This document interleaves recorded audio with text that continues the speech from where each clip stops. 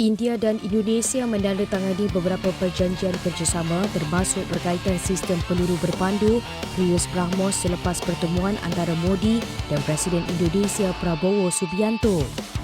Ada sebuah hukum tidak tertulis yang berlaku dalam arsitektur keamanan Asia Tenggara. Setiap kali Indonesia memperbarui isi garasi militernya, ruang redaksi di Kuala Lumpur dipastikan mengalami simulasi kepanikan. Beberapa pekan terakhir, jagat maya pertahanan kawasan kembali disuguhi pemandangan yang menggelitik.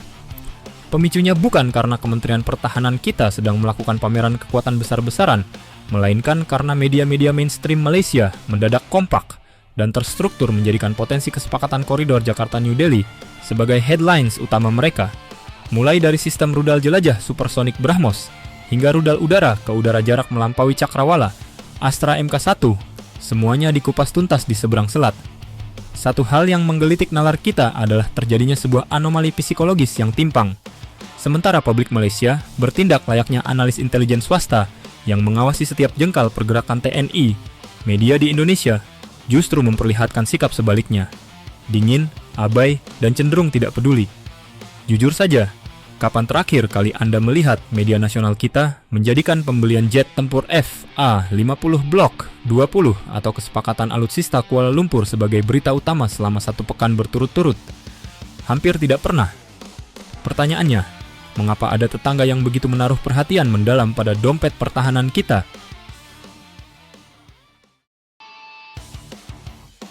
Logika gravitasi geopolitik. Untuk membedah fenomena ini secara objektif, kita harus menyingkirkan sentimen chauvinisme dan melihatnya dari kacamata realisme geopolitik. Indonesia secara de facto adalah center of gravity, pusat gravitasi dari Asia Tenggara. Secara geografi, demografi, dan skala ekonomi, Indonesia adalah entitas raksasa yang pergerakannya mendikte arah angin kawasan. Jika Jakarta memilih bergeser ke kanan, maka seluruh arsitektur keamanan ASEAN secara otomatis akan ikut condong ke kanan. Ketika Indonesia memutuskan untuk memperkuat taring ofensifnya di sepanjang alur laut Kepulauan Indonesia dan Laut Natuna Utara menggunakan rudal strategis sekelas BrahMos, gaung pesan tersebut tidak berhenti di batas teritorial kita. Pesan itu terkirim langsung ke Beijing, Washington, Canberra, dan secara psikologis meruntuhkan kenyamanan Kuala Lumpur. Malaysia sangat menyadari posisi tersebut. Mereka memahami bahwa secara doktrin pertahanan, Indonesia adalah benteng terdalam sekaligus pemimpin alamiah kawasan. Setiap perubahan signifikan pada postur dan daya pukul TNI akan langsung mengubah peta keseimbangan kekuatan, balance of power, di Selat Malaka. Mereka wajib memantau kita, karena setiap langkah yang diambil Indonesia adalah determinan bagi kalkulasi strategi pertahanan mereka sendiri.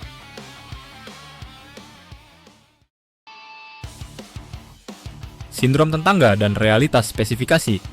Namun, di balik narasi megah geopolitik tersebut, terdapat realitas psikologis yang jauh lebih pragmatis. Kita harus mengakui bahwa tetangga kita seringkali terjebak dalam sindrom kepatuhan kompetitif. Pola yang terjadi selalu berulang dan sangat mudah diprediksi. Indonesia mengumumkan ketertarikan pada suatu sistem senjata baru. Media mereka gempar, dan esok harinya muncul perdebatan mengenai bagaimana cara mengimbangi atau mencari penangkalnya. Sayangnya, ambisi untuk selalu mencari counterbalance terhadap belanjaan Indonesia ini kerap kali membentur dinding realita anggaran domestik mereka.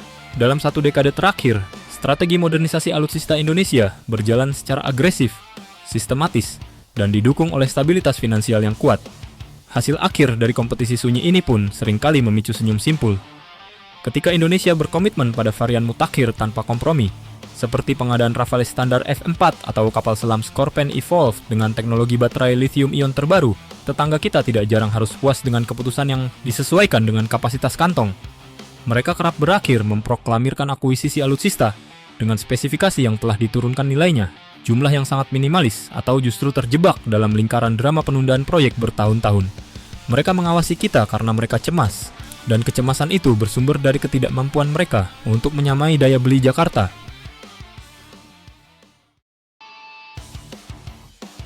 Level permainan yang berbeda. Lantas, mengapa dari sisi kita, media-media besar di Indonesia hampir tidak pernah membalas kekepuan tersebut? Mengapa media besar kita begitu dingin dan jarang membahas langkah modernisasi angkatan bersenjata Malaysia? Apakah ini wujud dari sebuah kesombongan bernegara? Secara psikologis, entitas yang berada di posisi puncak sebagai penentu tren memang jarang menghabiskan waktu untuk menengok ke belakang demi melihat apa yang sedang dilakukan oleh para pengikutnya. Indonesia saat ini tidak lagi mendesain postur pertahanannya untuk berkompetisi dalam skala lokal atau sekadar bersaing dengan sesama anggota ASEAN. Kiblat dan kalkulasi ancaman TNI sudah melompat jauh melampaui batas sempit Selat Malaka. Ketika para perencana strategis di Jakarta merancang simulasi pertahanan, variabel yang dihitung adalah bagaimana mengantisipasi limpahan konflik kekuatan besar global, Great Powers di Mandala Pasifik.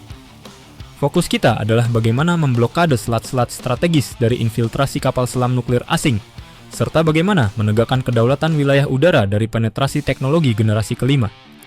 Dengan skala ancaman sekelas itu, dinamika belanja militer di Semenanjung menjadi tidak lagi relevan untuk menduduki halaman utama media pertahanan kita. Kita tidak membutuhkan konfirmasi atas apa yang mereka beli, karena fokus Indonesia adalah menjadi pemain global, bukan sekadar penguasa lokal.